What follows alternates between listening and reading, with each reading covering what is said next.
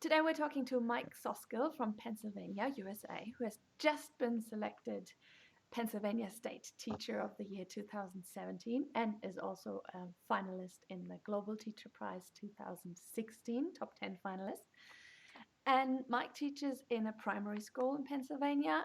His students are science students, and he teaches them to discover everything they would like to discover and make a lot of connections to the world.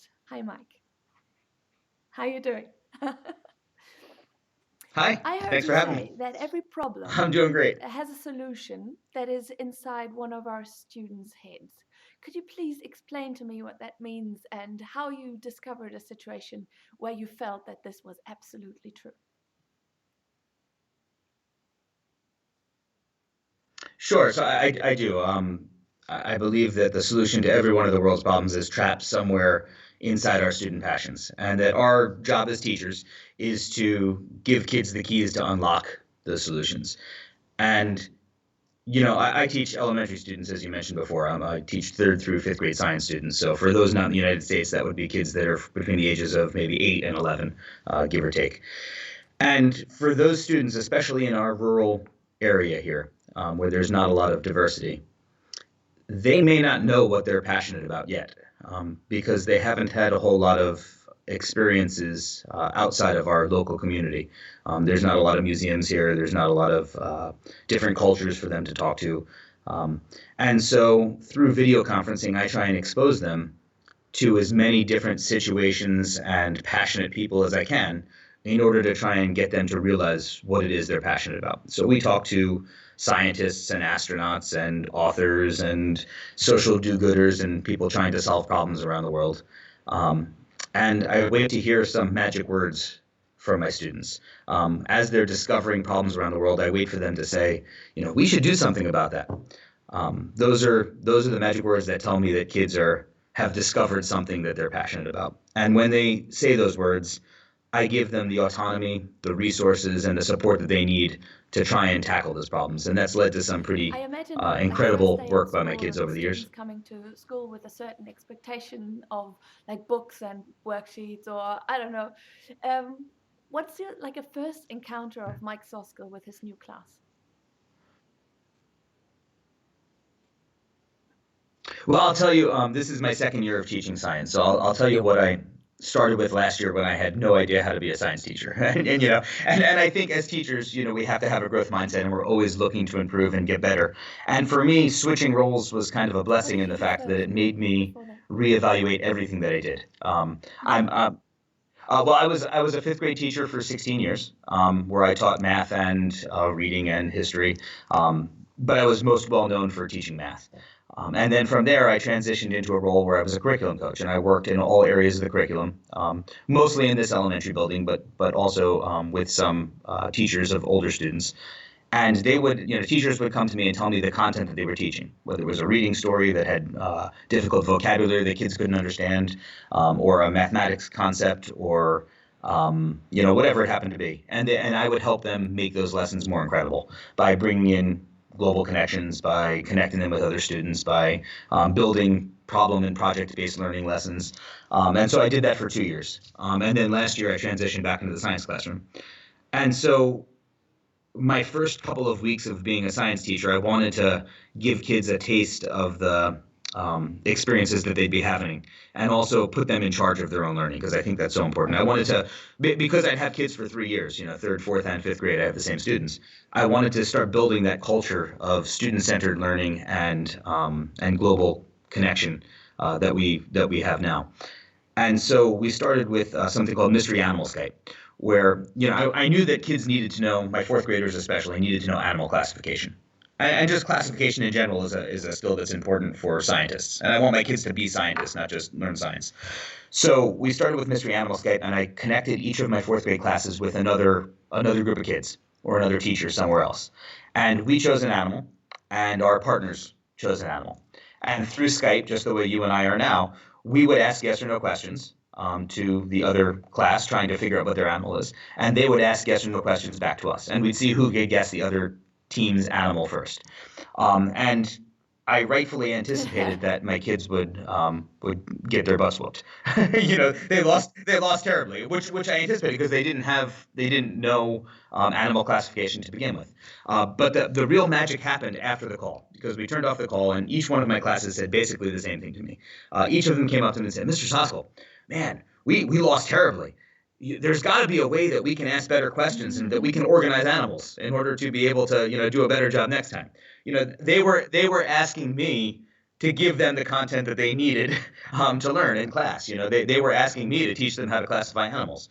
And so when you can give kids experiences that make them demand the content that they need to learn, your job is You 80% done as a also teacher. have quite an interesting classroom that you showed me at some point the other day. But could you show me again so that our viewers can also see? Sure, I'll take you around to a couple things that we have in our classroom. Today happens to be a snow day for us, so even though I'm in school, I'm dressed a little more casually, and my room is not quite as put together as it would be if I had students coming in. But I'll take you around a little bit. So Yeah. right next to me, right here, we have something called a There's SCOBY. flag. I don't know. Let's see if you can see the jar there. Yeah. Yes, it does. Yes. So the SCOBY that we have here it's a symbiotic colony of bacteria and yeast. So basically, it has a rubbery, plasticky texture to it if you were to touch it. And if you feed it black tea or green tea and That's what sugar, I do. it will consume the caffeine and Sorry. sugar in that, and it will turn it into Oh something yeah. called and it will turn into something called kombucha tea as it grows. So I've never drank kombucha tea, and actually the tea that's produced here we don't drink. But in order for kids to start learning the scientific method and the scientific process, what we did is Yeah. we gave kids each a mason jar, kind of like the one you see there that's next to it, Mhm. and we let them try and experiment with different ways to grow a SCOBY faster or better. And so they would double the sugar or add more tea bags or try different kinds of tea. And it was one way for them to kind of drive their own learning in the classroom and kind of be scientists and learn the scientific method. So that's one thing. Let me take you over here and I'll show you something my third graders are doing. So this doesn't look like much, but it's actually we have a whole bunch of bottle caps here. You see those? Yeah. So we have probably about 1,500 bottle caps right now. And the reason that they're here in my classroom is we had a Skype call with a seabird hospital in South Africa. Sandcob is the name of it. And my third graders learned that these bottle caps that you see Oh yeah. are one of the leading causes of seabirds dying.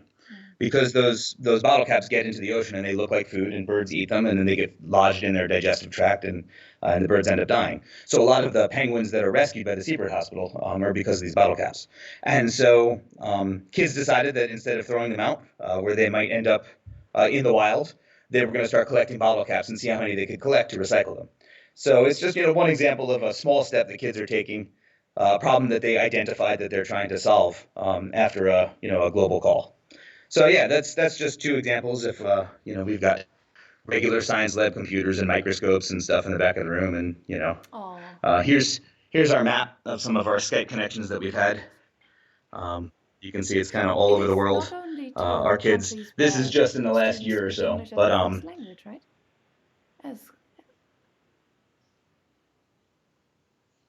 yeah, that's correct. We try and connect with as many different locations as possible. So in the last, let's say 3 years or so, my students have connected with over 70 countries, scientists in Antarctica, astronauts on the International Space Station. So we really try and give them as many different experiences as we can. One of the benefits that we have as Americans and as English speakers, is that most of the other countries in the world learn English.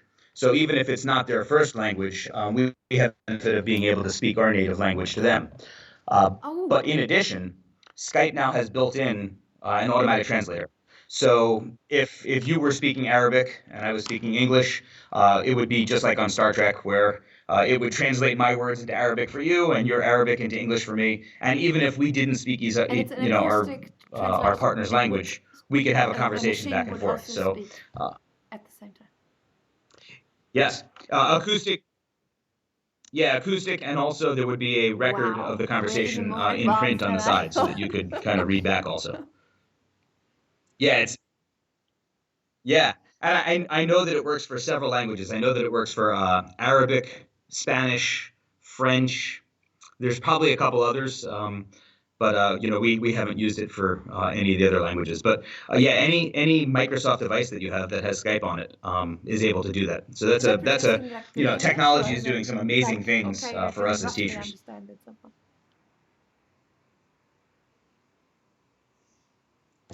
Yeah, I think like some of the other online translating Yeah. tools, there are times where you have to use context clues to figure out what the other person is saying, What but it does does a allow communication in typical a way that student wasn't possible workbook look before. like from a student in your class? Do they like write down protocols of what they found out, or do they like draw things, or do they keep everything in mind because they just learn it and then they know it forever?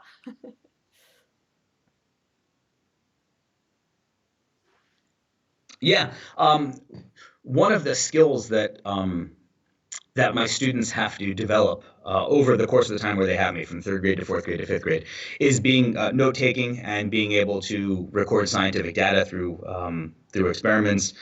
My fifth graders are pretty responsible and do a nice job of that.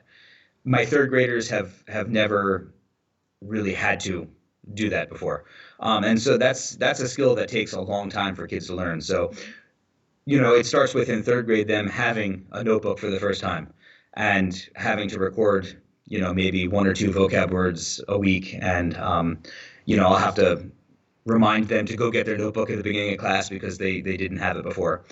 In fourth grade, that gets a little better. And by fifth grade, kids just know that having a having a notebook and having a recorded record of things that we've done in class is important.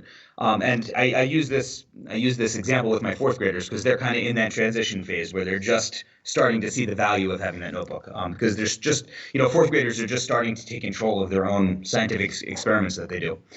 And I said, if you got hired as a scientist and you did this great work and you ran an experiment and you discovered a new medicine, let's say, that could cure a disease for people. And you went into your boss and you said, I've done this great work over the last 2 years and we have this new drug that will save lives. And he's going to say to you, okay, show me your work. Show me what you did. And you say, oh, well, it's all in my head because I lost my notebook, right? You're gonna get fired and you're not going to be able to produce that drug that's going to help people. And so if we're going to actually be scientists in here instead of just learning science, you have to act like scientists. And part of that means That sounds keeping a like record of handing what you've in done and your like notes and data your or something data that like you've that is collected. not like a meaningless task. Like you have to hand it in on the something something, but we actually need this because we want to keep working with it. And so I guess you don't have to work with punishment very much at all, but because things are so meaningful, right?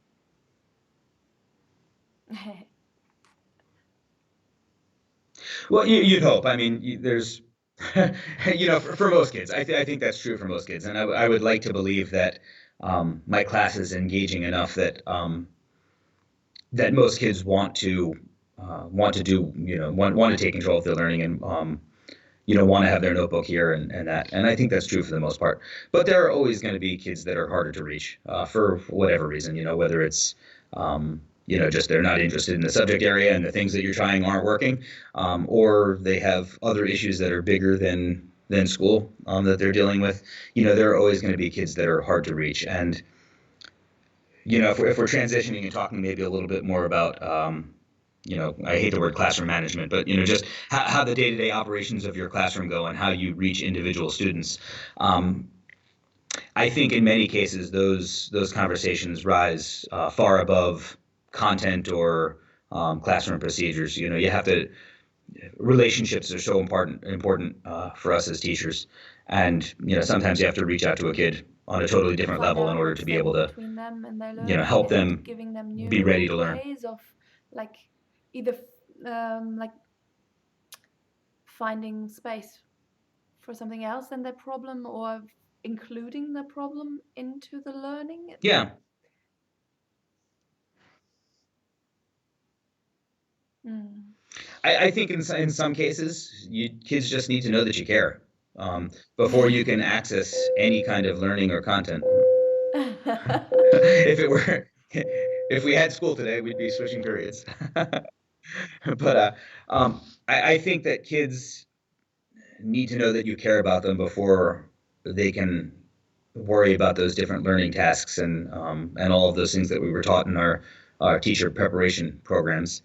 Um, and so, sometimes it's finding out something that they care about that is not academically related and allowing them to share it with you, or just telling them that, hey, I know you're having a rough time at home. If you ever need someone to talk to, I'm happy to have lunch with you, or Are there those grades in kinds of things go year a long three, way where four, and kids just five know in that the you care. US? So you're marking their work.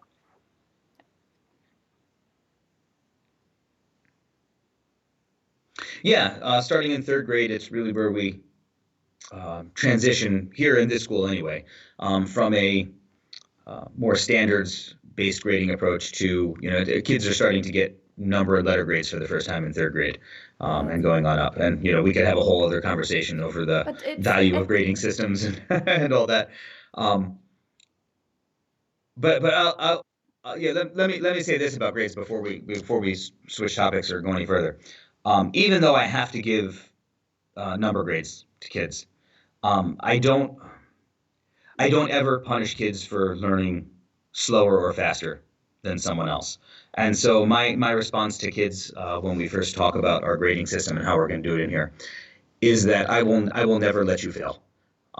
If you take a quiz or a test and you don't do well on it, that will never be the last time that you take that quiz or test. I will have lunch with you. I will give up, if you give up your recess time, I will give up my lunch time, and we'll, sit together, and I will reteach you, and let you retake that test or a different version of it, as many times as you need to.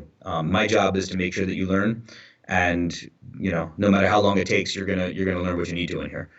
And I think kids knowing that ahead of time allows them to relax a little bit Yeah. and not worry so much about the grade, and think about the learning, which is what we want to get to. Too often we get hung up Some on teachers might the say stuff that, that oh, doesn't matter, creative like the learning, grades, that's something when it's I'm the learning that we're really doubtful after. of, or something like that. We should use our books. We should do it the way we always did it, because otherwise our students will not achieve this or that result. But your results show that there's actually quite a lot of success in your method. Can you tell us a bit about that?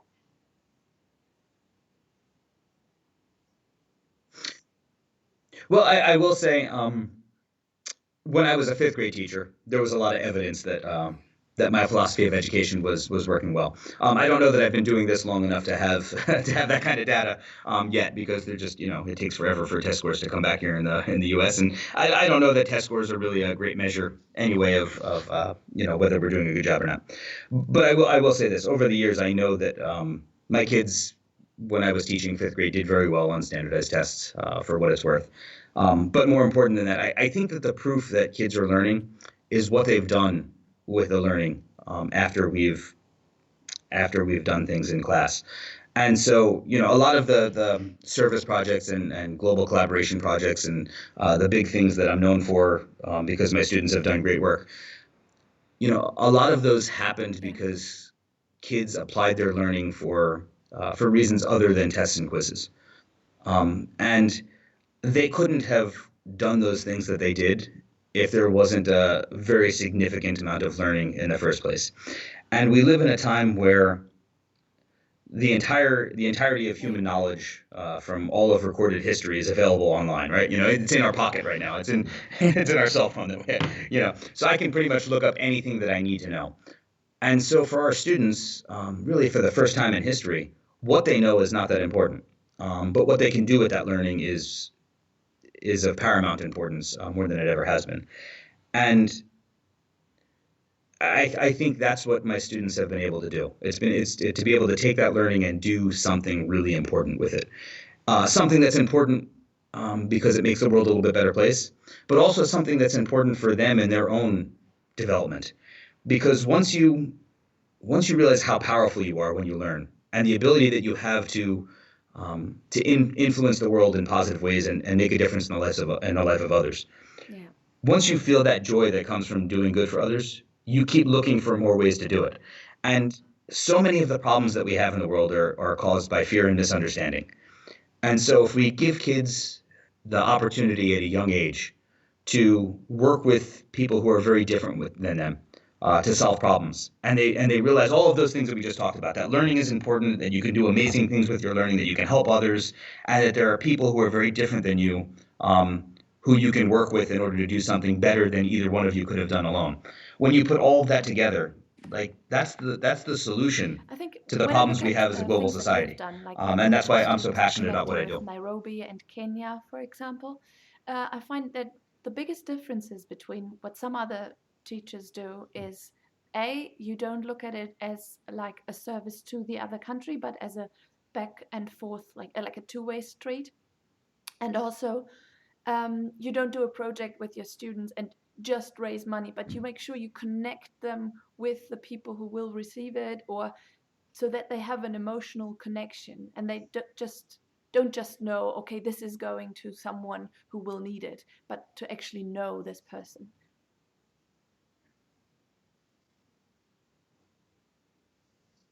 Yeah. The, I think there's a couple of mistakes that we make when we try and, for those of us in affluent countries, when we try and give our children the opportunity to do service for others. The first is that it's given to them by a teacher. And going back to the relationships that you mentioned, every one of the projects that we've become known for here at the South Elementary School has been because we had a different collaboration with that group of students that led to my students saying, wait a minute, they have this problem that we want to help them. So, for example, the water filter project, Project Link, where we worked with kids in Greece and Kansas to raise money for water filters for our friends in the Kabir Islam. That had started, for us anyway, that had started with a collaboration where we were sharing math videos with kids in the Kabir Islam, and in return, they were teaching us Swahili. So it was that two-way street that you talked about. We never want to give without asking for something in return. Both groups of students need to be empowered and need to feel like they matter in some way. And so we had that collaboration going. And then out of that, as my students got to know the kids in Nairobi, they realized that there were much bigger problems than lack of math supplies. So that problem we were trying to solve by passing the math videos along and by asking for the Swahili videos in return was not their biggest problem. And so because we had that relationship, my kids wanted to get involved.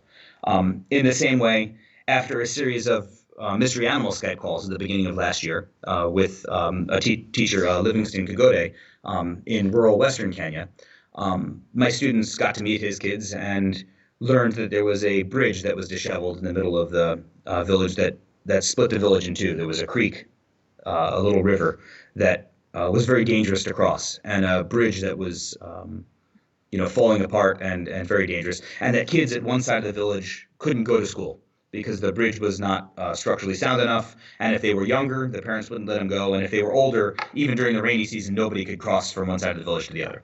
And so because my students had a relationship with those kids, they said, that's not right. They should be able to go to school. We want to do something about that. And that led to an engineering project where my kids were designing bridges in school. We passed on our students' plans to a bridge builder in Kenya who gave us a price, and then over the course of the year raised money to be able to replace that bridge. So, all of those projects came because there was a personal relationship first.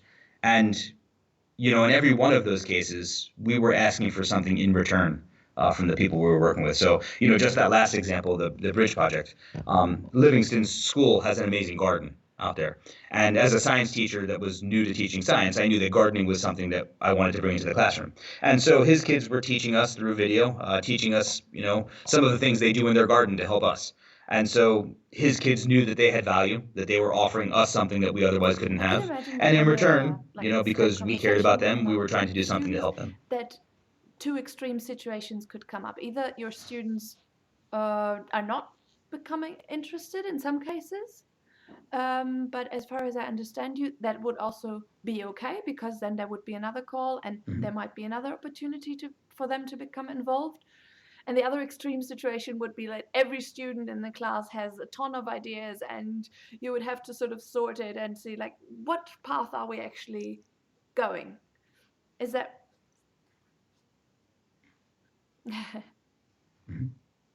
Yeah, both of those are very accurate. One of the questions that a lot of reporters asked me after I was named as the Pennsylvania Teacher of the Year just earlier this week A lot of reporters ask me, okay, so what big, amazing project are your students Yeah. working on this year? And my answer to them was, right now, none. And that's okay. Because my previous classes had had that moment where they said, we need to do something about that and recognized it. My classes this year have not had that moment yet. And the worst thing that we can do as teachers is put the things that we care about and make kids work on them. That takes away their autonomy. It takes away their control over their own learning, and it disempowers them. And so we have to be patient enough as teachers to just let it happen. And maybe it will this year and maybe it won't, but it's really up to the students. And there will be small things that happen over the course of the year, because there always are, like kids collecting bottle caps or whatever it happens to be. There will be certain pockets of kids that are interested in do little things. I have a group of fourth graders that are really passionate about composting, and so every week they bring me a bucket of compost from the school cafeteria that we put into composting bins outside. So like those little things of kids trying to impact the world around them are happening constantly. But whether it turns into some giant project where we're working with kids in a third world country, And if there are too those many things ideas, what do will you either do? happen or not. But if they do, it'll be because kids want to do them. Well, I think that's a perfect opportunity to model what happens, outside of school. Often there's a problem and there's lots of different people who have opinions on how to solve it. And so, we have to find ways to narrow that down. And we do that in the same way that it's done, in many organizations around the world. We have kids, we either put them in teams and have them come up with proposals of ways that they want to share and then figure out what the best one is, or we brainstorm and go through the solutions and see what's feasible and what's not. So we would that would look a lot like what it looks like Cool. I have in nonprofit one and a organizations half or more NGOs that questions. are doing One is, real work. have your students also done a local project? Okay.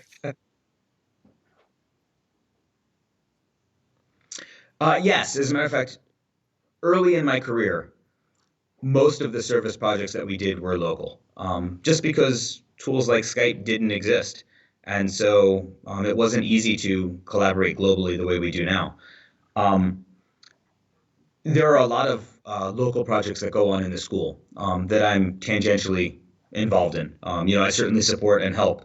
One of our kindergarten teachers has an amazing garden project going where across the street she started a garden in the community, and all of the produce goes to the local food pantry. So there are, our fifth graders put on a food drive every year where they collect cans for the local food pantry. So there are lots of local projects that are going on. I should say, even there's a project going on right now where for homeless veterans in the United States often have nowhere to sleep, and so our students are collecting plastic bags that are woven into mats for that we can give out to homeless veterans. I support all of those projects, but they're not going on in my classroom. If a teacher came to me and said, "Hey, we've got this connection to science, and we want your students to be a part of it," and kids were interested, I would, I would be there helping. But most of our projects end up being global, just because the way that it gets to kids in my classroom is usually through a global connection, and that's what sparks their interest. Very last question. Because we do As so for many the Skype finalists calls in the and we connect with so many different Pennsylvania scientists. Teacher of the Year, you also speak about teaching a lot in front of other teachers and with the media and that. And there are still some people who think a teacher should be a silent creature somewhere hidden in their classroom and only talk to their students. Why do you think it's so important that teachers also share their visions and their expertise?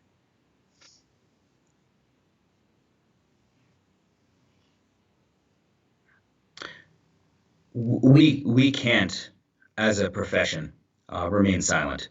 We know more about education and what kids need than anyone else on earth collectively. And being compliant when things are being done that are bad for students um, is something that we as a profession have got to stop doing. Um,